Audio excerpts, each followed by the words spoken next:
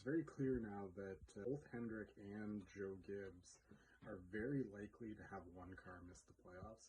Given that these are probably the two best teams in the series, I think both of these teams really need to take a hard look at what happened. It's not entirely performance, though, right? The 48 team, Alex Bowman, they're on the bubble, but they have been a solid team this year. They're within the top 10 in points.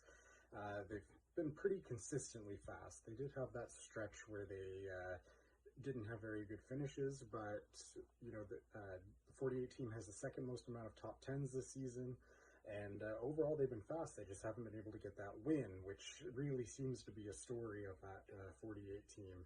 On the Gibbs side, it's that 54 team, and they have shown flashes of speed, but honestly, I think in a lot of cases this boils down to an inexperienced driver that just is not meshing with his team. As in listening to the in-car radios when he was just fighting with Gabehart, I mean, they really can't be doing that kind of thing, especially sitting on the bubble that close to the playoffs. I think the 54 team really need to do some soul searching to see what they could possibly do to not allow this to happen again, because at this point I don't see the 54 team winning and in the playoffs. I do think there's a chance Alex Bowman can make the playoffs even if they don't win this weekend.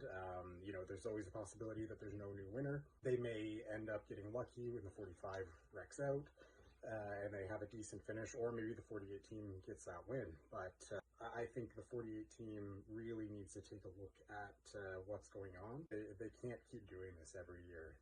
This is a Hendrick team. They really should be getting themselves locked into the playoff a lot earlier into the season.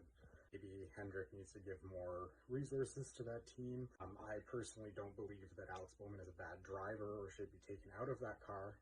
So, I don't know. They really need to look at what they need to do there, because it's really not acceptable for teams of that caliber to be performing so poorly.